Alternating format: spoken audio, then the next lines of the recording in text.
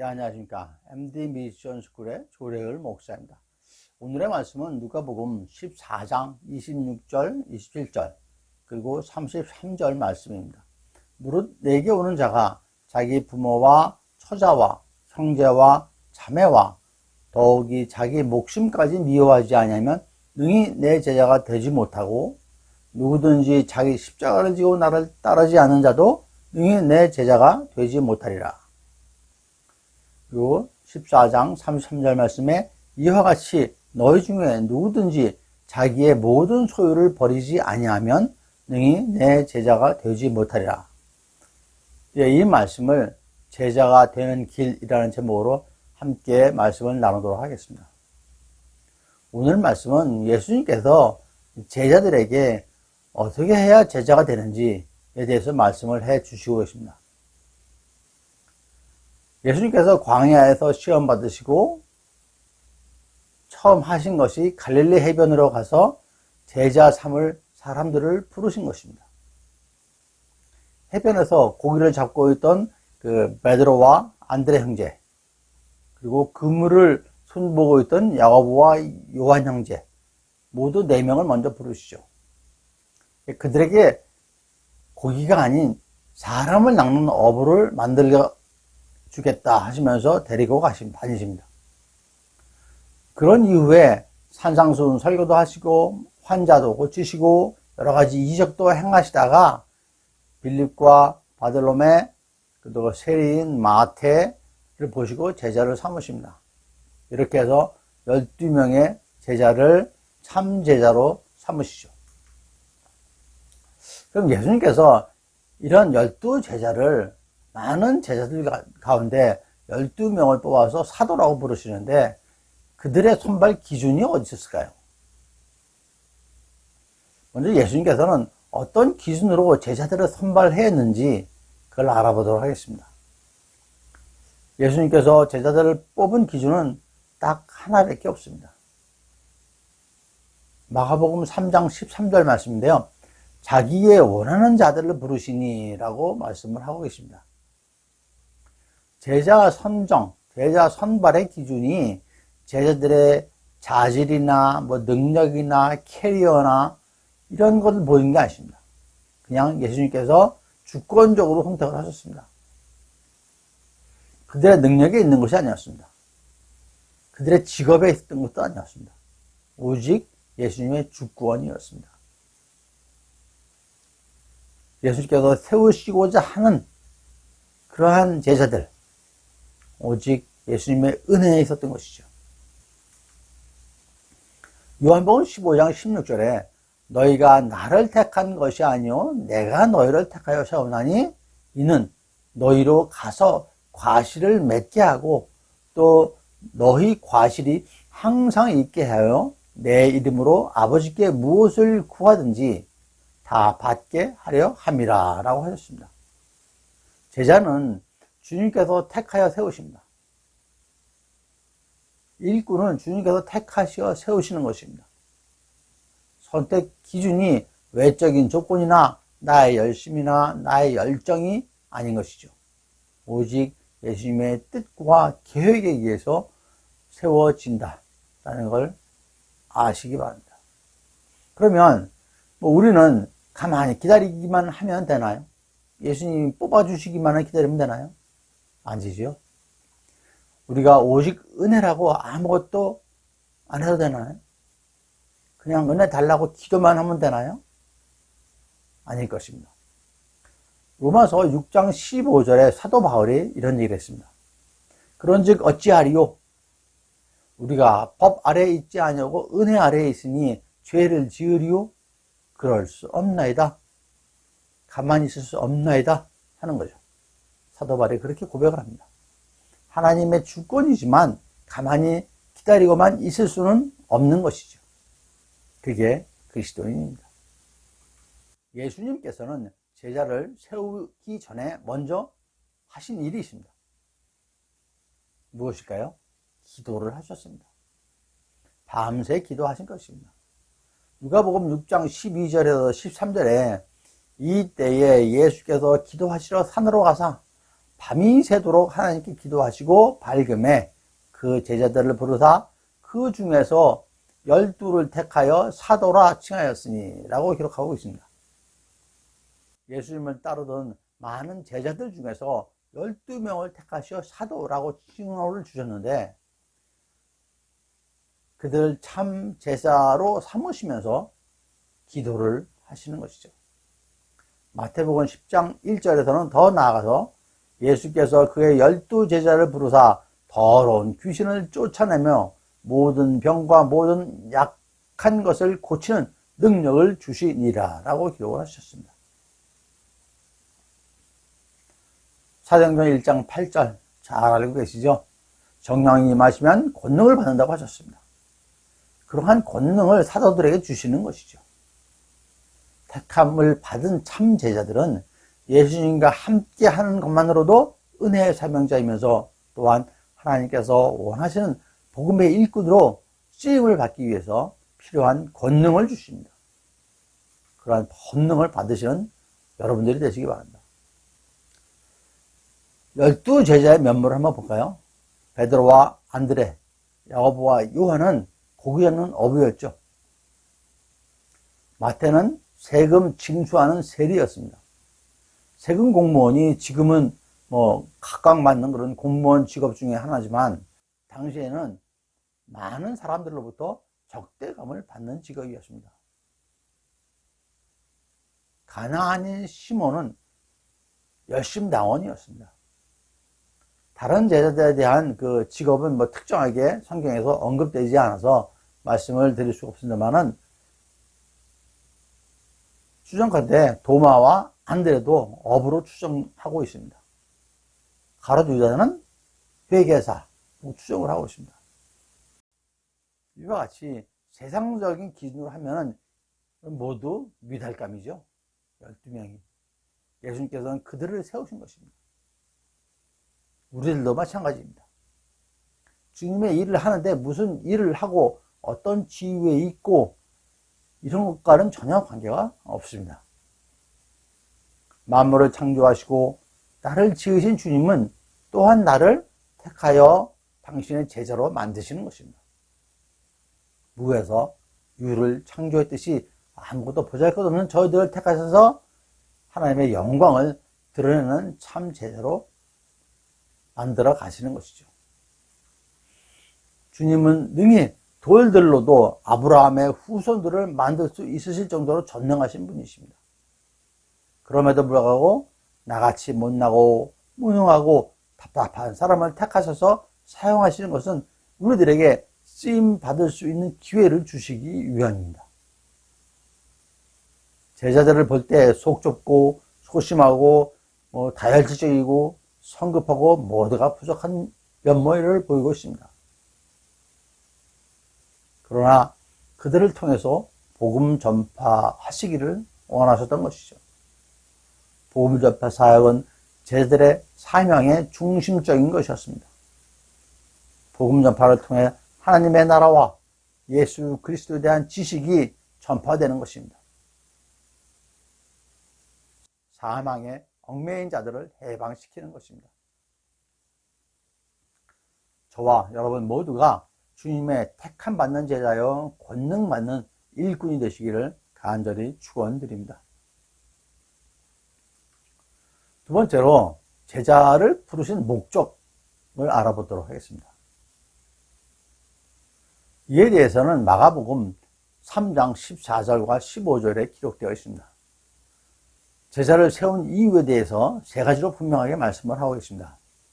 이에 12를 세우셨으니 이는 자기와 함께 있게 하시고 또 보내사 전도도 하며 귀신을 내쫓는 권능도 가지게 하려 하심이러라 라고 하셨습니다. 세 가지죠. 함께 있게 하고 보내서 전도도 하게 하고 또 귀신을 내쫓는 권능도 갖게 하려 하심이라 라고 하십니다. 즉 함께 하면서 가르치고 훈련도 시키고 그들에게 권능도 주어서 보내서 전도를 하게 하심인 것입니다. 예수님은 자신과 동행하며 하나님의 뜻을 이루어갈 제자들을 부르셨습니다. 그들은 말로만 주님을 사랑하고 섬긴 것이 아니라 그들이 아끼고 사랑하는 모든 것을 다 포기하고 주님을 따랐습니다. 그들은 자기의 부모와 형제와 자매와 처자식을 버리고 자기 십자가를 지고 자기의 모든 소유를 버리고 예수님을 쫓아간 것입니다. 마태복음 4장에서 예수님께서 어부인 베드로와 형제인 안드레에게 나를 따라오라 하시니까 20절에서 그들이 곧 그물을 버려두고 예수를 따르니라 라고 했습니다. 어부가 그물을 버리고 따라갔다는 것은 모든 걸 버렸다는 것일 것입니다. 생계의 수단인 그물을 버린 것입니다. 또한 야고보와 그 형제인 요한을 부르시니까 22절에서 그들이 곧 배와 아버지를 버려두고 예수를 따르니라 라고 기록하고 있습니다. 역시 마찬가지로 모든 걸 버렸죠. 배까지 버렸습니다. 그리고 예수님을 따라가는 것입니다. 구약 성경의 창세기에서 하나님께서 아브라함을 부르실 때 아브라함이 어떻게 했습니까? 창세기 12장 1절이죠. 여호와께서 아브라함에게 이르시되 너는 너의 고향과 친척과 아버지의 집을 떠나 내가 내게 보일 땅으로 가라 라고 하셨죠. 주님께서 부름받은 자가 이 세상의 것들을 모두 내려놓으라고 하시는 것입니다. 그리고 오직 주님만을 의지하며 주님만을 순종하며 따르라고 하시는 것입니다. 주님께서 저희들을 빈털털이 되게 하려고 그러시는 것입니다. 아닙니다. 당신만을 의지하게 하려고 하시는 것입니다. 모세도 모두 내려놓게 했죠. 왕궁에서 살던 그 모든 걸 내려놓고 도망자 신자를 만들었습니다. 다윗도 다 내려놓게 만들었죠. 누렸던 모든 것을 내려놓고 도망자의 신세가 된 모세와 다윗, 오직 하나님만을 의지하게 만드시는 것입니다. 신약의 12제자 얘기로 다시 돌아가 보도록 하겠습니다. 예수님은 이들을 훈련시키기 위해서 3년에서 3년 반 동안 동고동락하면서 시간을 보내셨습니다. 제자들은 예수님을 따라다니며 하나님 나라에 대한 말씀을 듣고 복음을 전파하고 병든 자를 고치시고 가난한 자들을 돌보시는 예수님의 모든 삶을 두 눈과 두 귀로 직접 보고 들었던 것입니다. 그들은 예수님으로부터 전인격적인 제자 훈련을 받은 것이죠. 마가복음 13장 말씀처럼 예수님과 제자들은 항상 함께 있었습니다.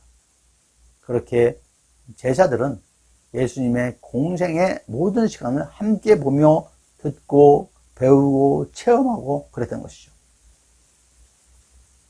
그리고는 예수님께서 제자들에게 하시는 말씀이 마태복음 마지막 장 28장 19절 20절이죠. 지상명령. 그러므로 너희는 가서 모든 족속을 제자로 삼아 아버지와 아들과 성령의 이름으로 세례를 베풀고 내가 너희에게 분부한 모든 것을 지키게 하라. 볼지어다 내가 세상 끝날까지 너희와 항상 함께 있으리라 라고 하셨습니다. 예수님께서 제자를 부르실 때에 사람을 낚는 어부가 되게 하겠다고 하셨죠. 예수님께서 처음부터 전도의 계획이 있었던 것입니다. 사람을 낚는 어부로 부르시겠다 하시면서 불러서 3년 동안 그들을 훈련시키고 이제 보내신 것입니다. 가라고 하시는 것입니다. 이제는 그럼 어떻게 해야 우리가 제자가 되는지 알아보도록 하겠습니다. 오늘 말씀드린 그 본문을 통해서 살펴보도록 하겠습니다. 내가 어떻게 해야 하나님의 참 제자가 될 수 있을까요? 예수님께서 말씀하시기를 기도할 때에 기도대로 응답 받았다 믿고 기도하라고 하셨습니다. 내가 제자로 택함을 받았다라고 생각을 하시고 하시라는 것입니다.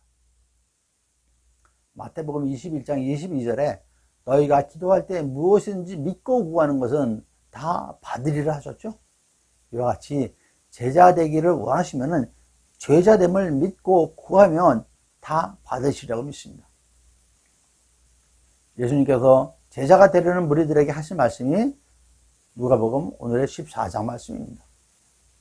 첫 번째 말씀하신 것, 가족은 물론 자기 목숨까지 미워하라 라고 되어 있죠. 좀 끔찍하죠? 26절 말씀입니다. 무릇 내게 오는 자가 자기 부모와 처자와 형제와 자매와 더욱이 자기 목숨까지 미워하지 아니하면 능히 내 제자가 되지 못하고 라고 하셨습니다. 제자 되고 싶으십니까? 예수님께서 너무 무리한 주문을 하시죠. 부모는 물론 배우자 그리고 형제 자매 특히 내 목숨까지 미워하라고 하십니다. 개역 개정에는 자기 목숨까지 미워하지 아니하면 능히 내 제자가 될 수 없다라고 되어 있는데 우리말 성경에서는 어떻게 번역하냐면은 자기 생명일지라도 나보다 더 사랑하면 내 제자가 될 수 없다라고 말씀하셨죠. 즉 우선순위의 문제입니다. 먼저 주님, 오직 주님을 사랑하라고 주문하시는 것이죠. 나를 버리고 내 자아를 버리고 주님만을 섬기라는 말씀이십니다. 나를 버릴 정도이니까 부모, 형제, 자매도 우선순위에서 주님 다음이죠. 그런 의미입니다. 미워하라는 의미가 미워하라는 게 아니고 나보다 더 사랑하지 말라는 얘기입니다. 마태복음 16장 25절에서도 말씀하시기를 누구든지 제 목숨을 구원하고자 하면 잃을 것이요 누구든지 나를 위하여 제 목숨을 잃으면 찾으리라 라고 하셨습니다. 마가복음에서는 이에 대해서 8장 35절에 누구든지 나와 복음을 위하여 자기 목숨을 잃으면 구원하리라 라고 했습니다. 예수님과 복음을 위해서 자기 목숨을 잃으면 구원을 받으리라 라고 하십니다. 제자는 주님을 위하여 모든 것을 내려놓을 준비가 되어 있어야 합니다. 어느 날 갑자기 땅끝으로 가서 복음을 전파하라고 말씀하시면 가는 그러한 순종을 원하시는 것이죠. 주님보다 복음 전파보다 나를 더 사랑하고 가족을 더 사랑하면은 땅끝 가서 복음을 전파라는 말씀에 어떻게 대답하겠습니까? 주님, 왜 그렇게 멀리 보내십니까? 왜 그렇게 오지로 보내십니까? 거기 너무 심한 거 아니에요? 이런 마음이 들 수가 있습니다. 그래서 주님께서는 오직 나만을 위해서, 오직 복음 전파만을 위해서 순종하라 라고 말씀을 하시는 것입니다. 두 번째, 자기 십자가를 지어라 라고 그러죠. 27절 말씀입니다. 누구든지 자기 십자가를 지고 나를 따르지 않는 자도 능히 내 제자가 되지 못하리라 라고 하셨습니다. 이 말씀은 제자들에게 여러 번 하셨죠. 마태복음 16장 24절 말씀입니다. 이에 제자들에게 이르시되 누구든지 나를 따라오려거든 자기를 부인하고 자기 십자가를 지고 나를 따를 것이니라 라고 하셨습니다. 자기를 부인하고 자기 십자가를 지라고 하셨습니다. 그럼 여기서 자기의 십자가가 무엇일까요? 예수님의 십자가가 아닌 자기 십자가를 지라고 하셨습니다. 예수님께서는 예수님의 십자가를 지셨죠. 그럼 예수님의 십자가는 무엇일까요? 대속의 죽음의 십자가입니다. 저희들의 죄를 대신해서 죽으시는 십자가, 그게 대속의 십자가죠. 예수님께서 지신 십자가는 대속의 죽음의 십자가입니다. 하나님 아버지께로부터 받은 사명이 우리를 죄악 속에서 구원하기 위하여 대신 십자가에서 죽으시는 것이죠. 12 제자의 십자가는 무엇일까요? 아시다시피 모든 민족을 제자로 삼는 것입니다. 마태복음 28장 19절 말씀이었죠. 모든 민족을 제자로 삼아 라고 하셨죠. 그러기 위해서 제자의 삶을 사는 것입니다. 그러면 저와 여러분들의 십자가는 무엇일까요? 물론 각각 다른 자기만의 십자가가 있습니다.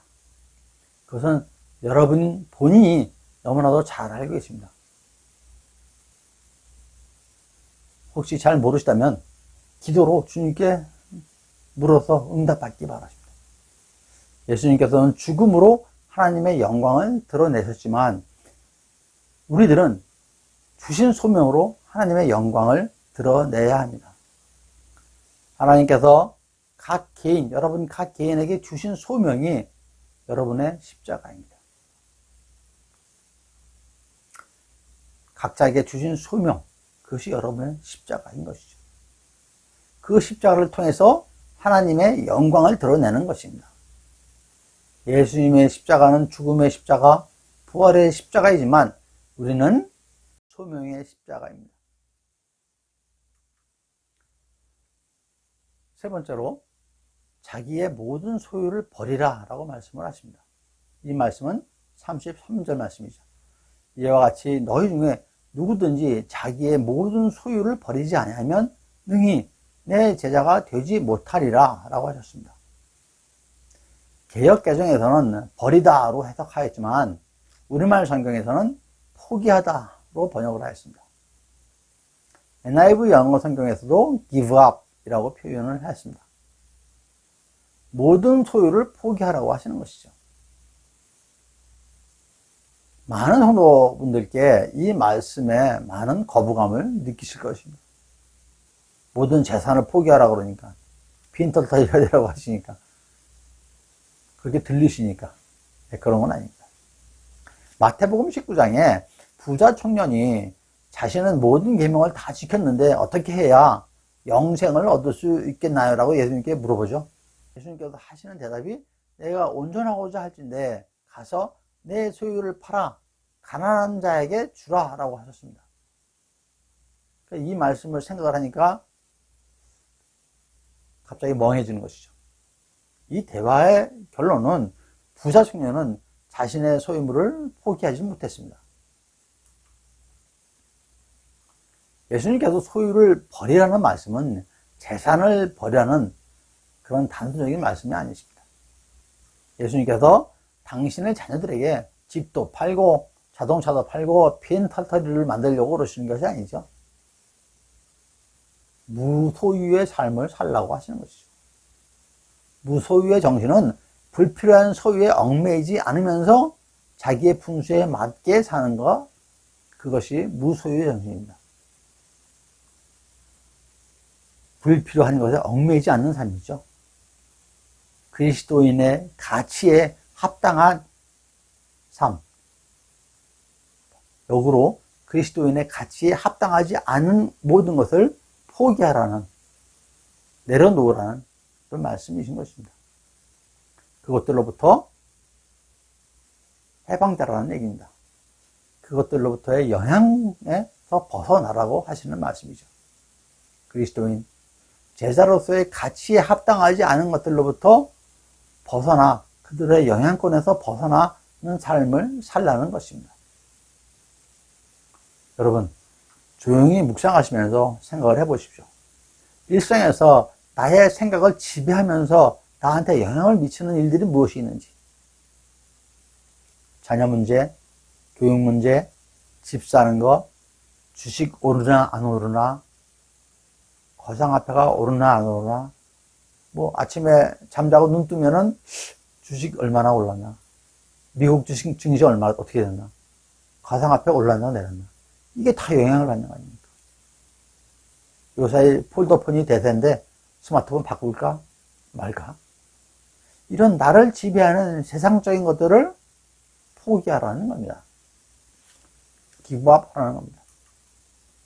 그리고 참다운 것만, 그리스도인에서의 제자로서의 참 가치만을 추구하는 삶을 살라는 것입니다. 그리고 네 번째로 오늘 성경에서 읽지는 않았지만 소금이 되라라고 또 이어서 말씀을 하십니다. 34절하고 35절 전반부의 말씀인데요. 소금은 좋은 것이나 소금도 만일 그 맛을 잃으면 무엇으로 짜게 하리요? 땅에도 거름에도 쓸데없어 내버리느니라 라고 말씀하십니다. 어디서 많이 들어보신 말씀이죠? 이 말씀은 마태복음에서 나옵니다.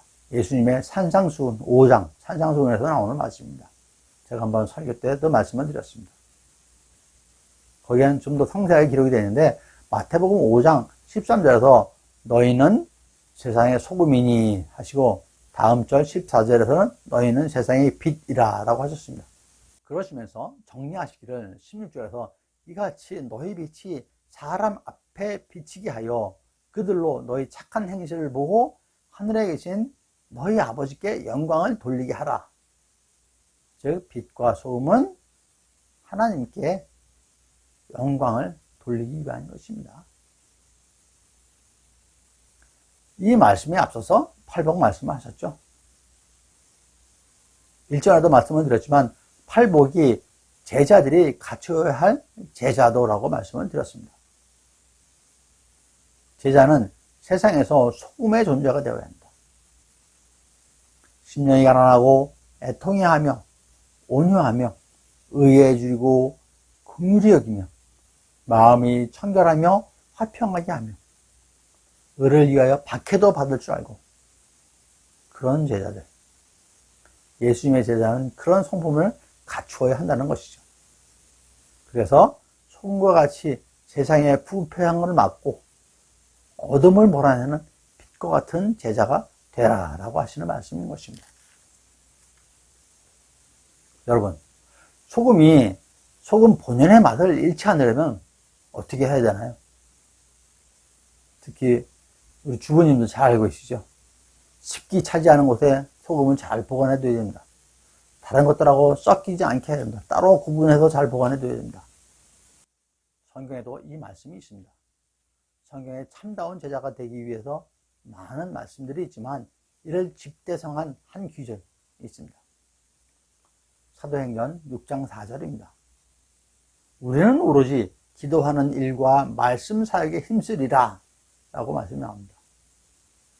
이 말씀은 예수님의 제자들이 기도, 말씀 사역 이외에 구제, 접대 등의 그 사역에 열중하다 보니까 제자 본연의 사역에 충실하지 못함을 깨닫고 7 집사를 뽑으면서 하는 얘기입니다. 참 제자는 먼저 무엇보다 기도와 말씀 사역에 힘써야 한다. 다른 사역들과 섞여서는 온전한 기도 사역과 말씀 사역을 할 수가 없습니다. 또한 예수님의 공생의 기간 동안 하신 사역에 말씀을 가르치고 복음을 전파하고 약한 자를 치료하는 것이었죠. 그래도 병자들이 치료해달라고 몰려들 때는 예수님께서 어떻게 하셨습니까? 혼자 기도하러 하셨습니다. 우선순위가 기도와 말씀입니다. 예, 오늘의 말씀을 마치도록 하겠습니다. 주님의 제자가 되는 길, 그리스도인의 참다운 삶의 길에 대해서 오늘 말씀을 드렸습니다.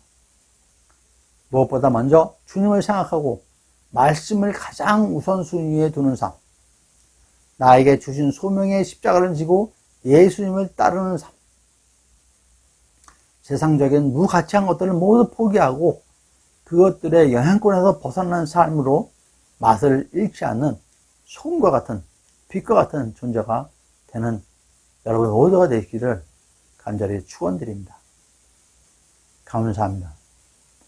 MD 미션 스쿨의 조래을 목사였습니다.